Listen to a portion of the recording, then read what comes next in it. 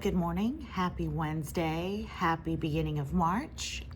If you are watching, you have reached the Fanciful Flamingos CrossTube channel, and my name is Alicia. If you're returning, welcome, and if you're new, thanks so much for stopping by. I'm going to apologize in advance. They are working outside, so all my animals are inside. So Georgie has a squeaky toy, Emily's cat is loose, and then my two littles, Maya and Sunny, may bark at any time. So I apologize, but this is life in the Villar Chow household lately. I apologize I didn't get to you guys last week. I had every intention of doing it, but my boys are working backstage in costumes at the school for their the play for their school, and I was asked to help out a little bit. And of course, anytime I can be involved with my children, I say yes. So here I am a week late, but nonetheless, here we are. So let's get started. I want to thank everyone who prayed for my friend who had been in the hospital and really sick. She is home now. Prayers work, good wishes, good thoughts, everything works. So I truly appreciate that. I'd like to ask you to keep another friend of mine in your thoughts this week. Her family unexpectedly lost her sister-in-law. Death is never easy, even when you know because of an illness, but unexpected deaths are especially hard. I am in my pajamas still today, and I struggled with posting this, but May would have been 5 years that I have been free from the word. And I went for my mammogram in January, and it came back with some concerns, and my blood work came back with some concerns. And so we are doing further testing, and I'm just not feeling great today. And I decided that today I was going to treat myself to a pajama day. So my pajama top, and the cat's on the table. So I just wanted to put that out there because we are friends who are like family. You guys always pick up when I am off. And I've got to say, the last couple months have been great. I've been full of energy. I've gotten a lot of stuff done. I've got my stitchy mojo back. So all in all, it's good. So let's get into why we're all here. The stitching, of course. February, I stitched all but 4 days, and I actually wrote. So I started back on Antonia Puello, which was a whip from last year, and I talked about her. I started and finished Patriotic Parade, and then I was going to do smalls on Sundays, and I also went through all of my patterns and really downsized, really thought about what I would realistically want to stitch at this point, because we learn, we grow. When I started back 6 years ago, I was a 14 count Aida stitcher and did a lot of smalls. Now I do stitch mostly on linen, and I really enjoy samplers. So I really looked at what I had in my stash. And while I was going through the stash, I came across these from 2024. These are from Summer House. And these are Fragments of Time, and there's the cat, and I have 1 and 2. I did go back and look, and there is a 3 and 4, and there's lots of these little Fragments of Time. I shouldn't have looked because I was tempted to buy, but I didn't. I am really going to focus on stitching what I have. Not to say that there aren't some things from market that have tickled my fancy, and I will get, but definitely not at the rate that I've gotten the last couple years. So having said that, I picked these 2 for my Sunday smalls. And again, these are Fragments of Time from 2024, and these happen to have been for the 10-year anniversary series. And I will tell you, when I first looked at these, I thought they looked kind of patriotic and would go with the patriotic theme. I don't know how to make this less blurry, of this year. But I did not do the overdyed. They did a thoughtful conversion to DMC, and because they are small, I was like, I'm just gonna do the DMC. So Fragments of Time 1 is done. And I stuffed it today before I made the video. So as you can see, what looks really red in the pattern on the DMCs is a little bit more rusty red. And then this is Fragments of Time 2. Now I will tell you that these have fancy stitches. Let's see. The Fragments of Time 1 have eyelets. They have satin stitching, and they have a lot of back stitching and straight stitching for a little pillow. Fragments of Time 2 had quite a bit of just kind of the little straight stitching that we do. It called for colonial knots for the basket, and there were little berries in the tree. And I'm just gonna tell y'all right now, I love Jesus, but I didn't really want to use his name in vain. So I didn't do the colonial knots. I did the basket with straight cross stitching, and I just, unless you know it, you wouldn't even know. The trees are fine by themselves. So, going off topic for a moment, my daughter and I went to the Jane Austen Festival. That's what we were about to do the last time that I filmed, and they had vendors there. And one of the vendors, she prints these images herself and makes them into pillows. And I thought they were fabulous.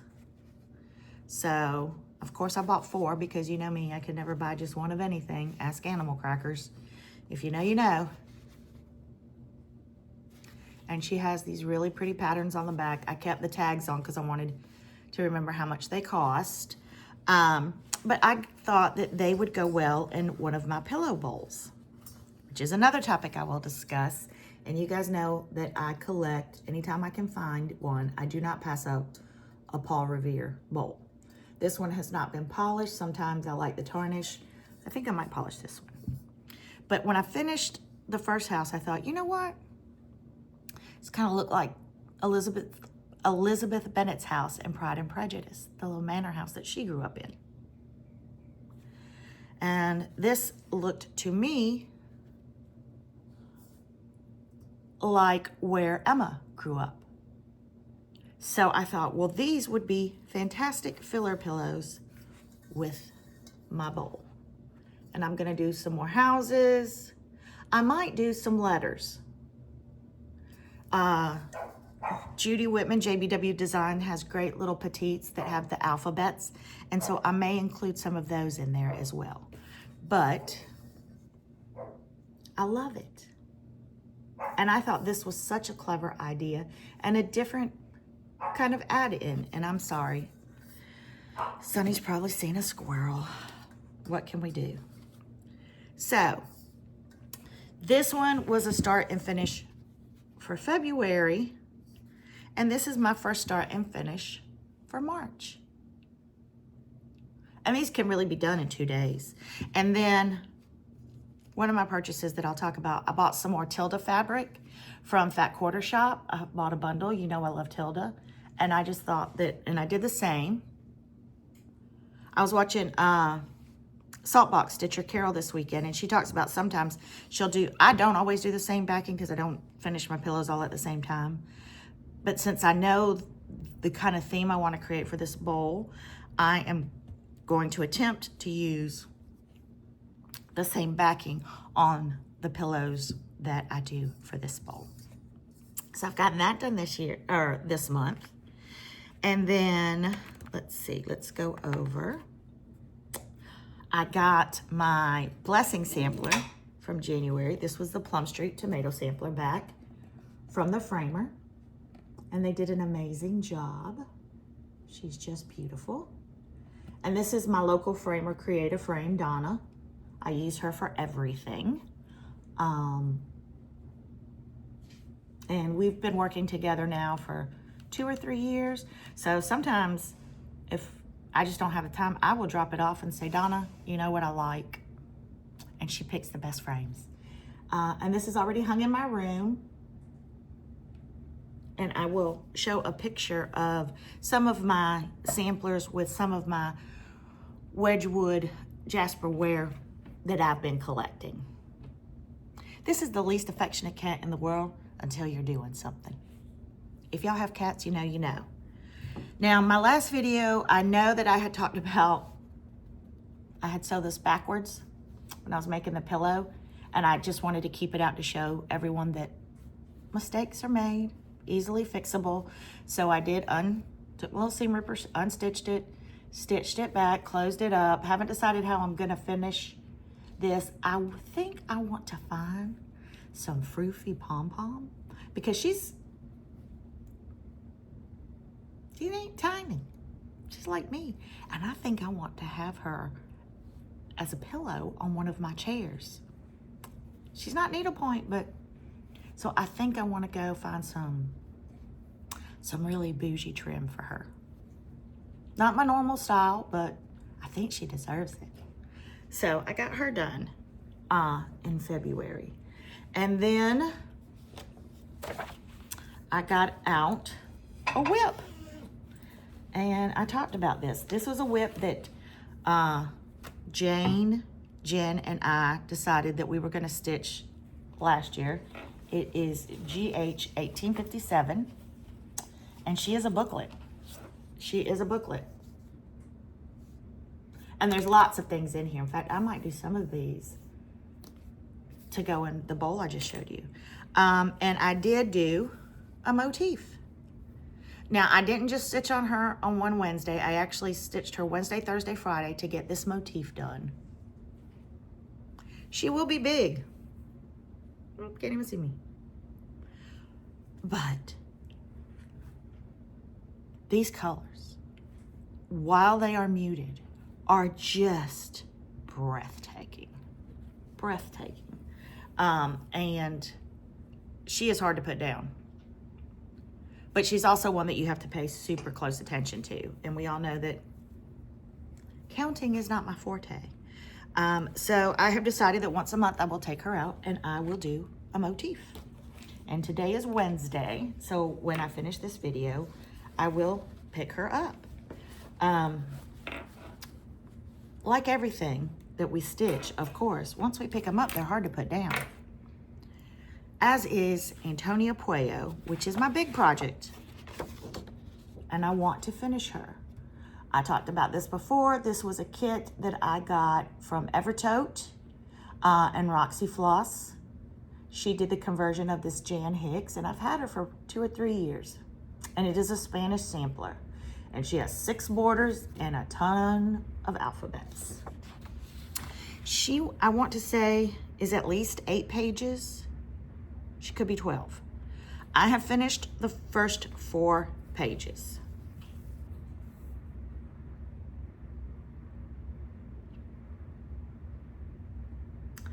I love alphabets and borders, but even this one is a lot for me, except that I had these same booklets in Spain, and the nuns had me doing these, so it kind of makes me, it tickles me. I thought I was gonna do this in memory of my mother. That was my plan. These are extremely muted colors. My mom was bright. Her favorite color was orange. Share a little secret with you. My aunt, well, not a secret because you guys know, my aunt was a seamstress of haute couture. She made my mom a lot of clothes. And my mom had a particularly favorite dress that was blue with these bright orange flowers. And it was beautiful. And that's what she asked to be buried in. She wanted to be buried in bright colors. And I buried her in that dress.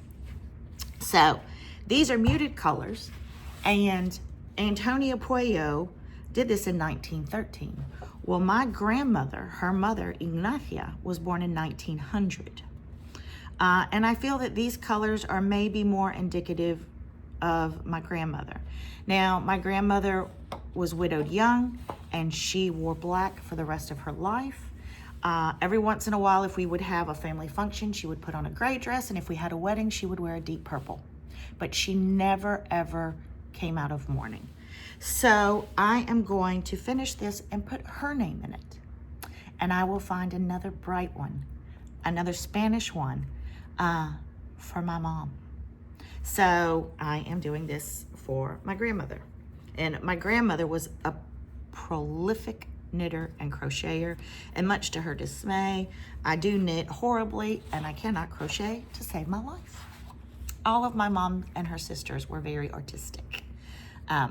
So I've been working on her, and she's almost to the halfway point. She is. And as stitching goes, I think I've done quite a lot. I'm proud of myself. I am stitching again every day, at least for a little bit. And it's helping me mentally. When going back to what I talked to before, when I got back into stitching hardcore is when I was going through my other surgery and treatment, and it just helped me mentally so much. And so here we are again. I have not purchased any cross stitch. Like all of us, I think I'm waiting for market. I have not been as caught up in the market releases this year because I am really enjoying going into my stash, going into things that I've kitted up for years, forgotten about, and a sense of satisfaction of stitching something that I already have. Having said that, you guys know that I have bought enough to probably feed a small nation in cross stitch and cross stitch supplies. If you're still buying, great. There are two different hobbies here. There's the stitching and there's the buying. I did until January still belong to the Fox and Rabbit 36 count fabric club. I have since gotten out of it because since I hadn't been stitching as much, my fabric collection is impressive. But this was the January. I don't normally stitch on the darker colors, but I think I'm gonna do a monochromatic with this. I'm gonna find something monochromatic in a cream and stitch on this.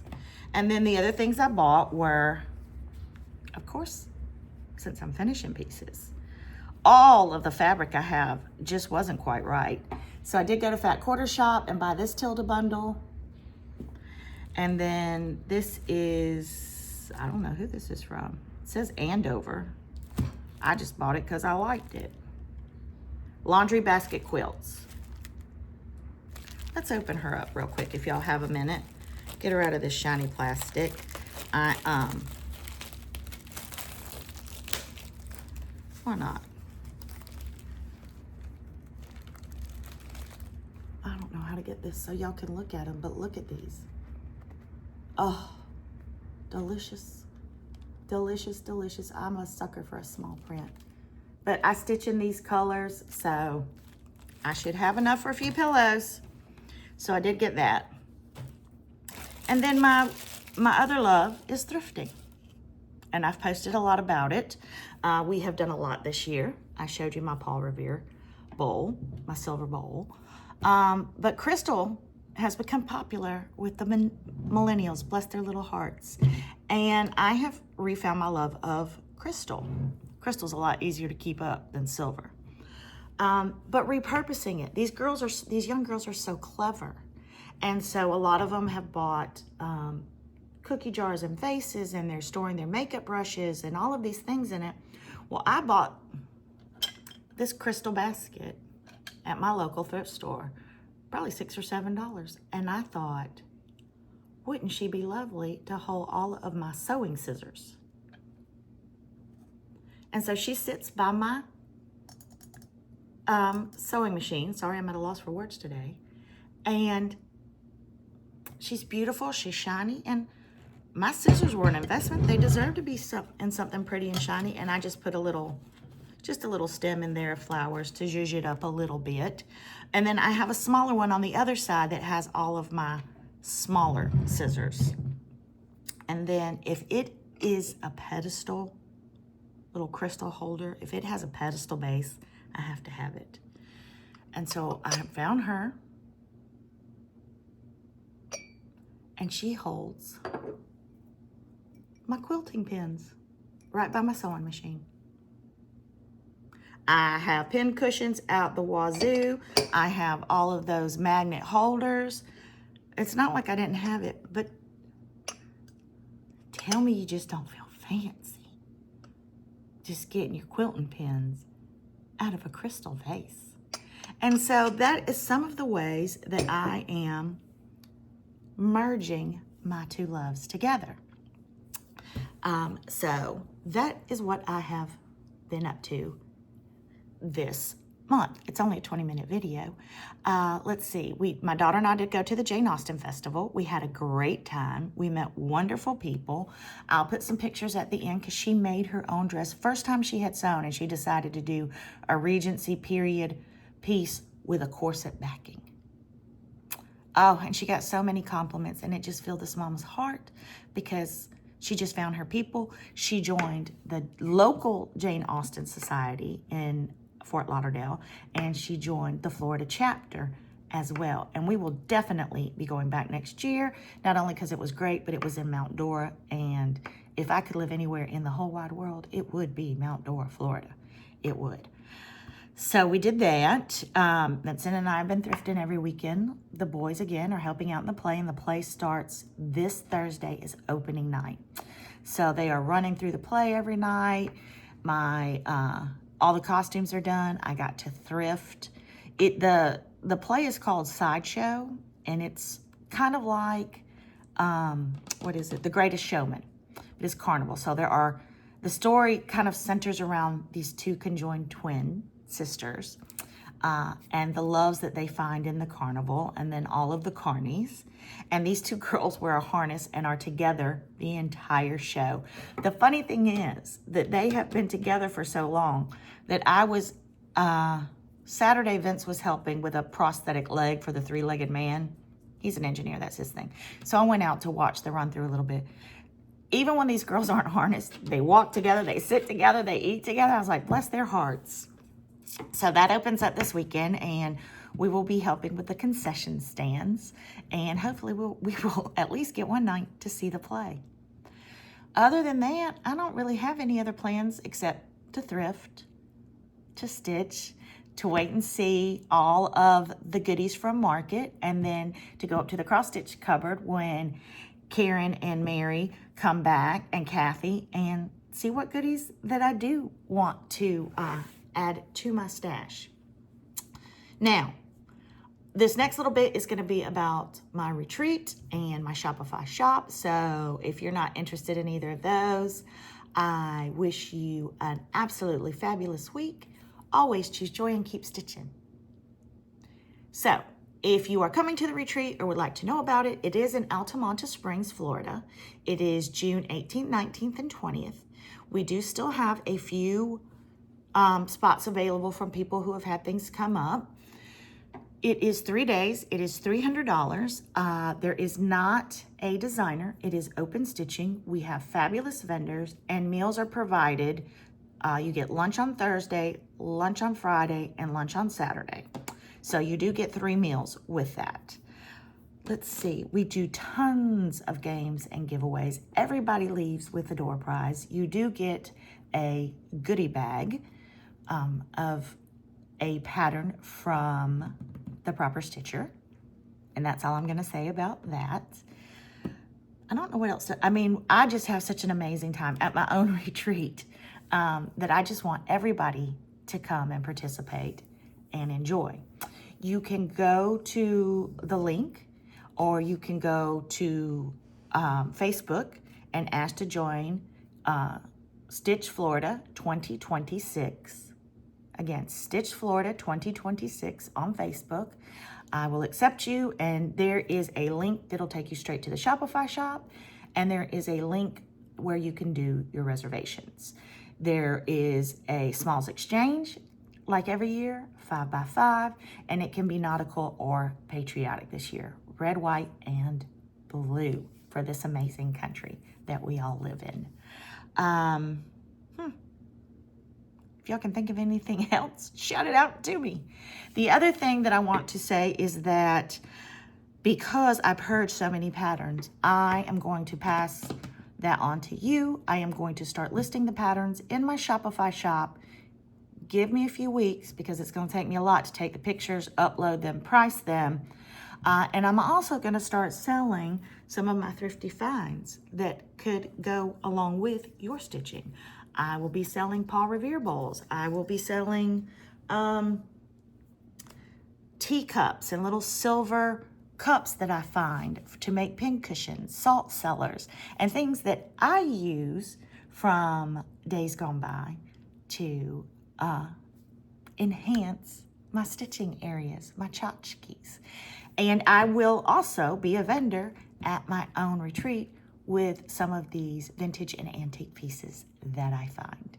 So having said all that, I will now post some pictures of things that I have kind of merged in my House of My Two Loves. I'll show you some of the Jane Austen festivals and the magnificent costumes. Absolutely glorious. We did buy 6 patterns and a day dress from a vendor there. Sweet, sweet girl. Oh my gosh, I just love it when the young people just embrace kind of our world, and they're so creative and they have such bright ideas.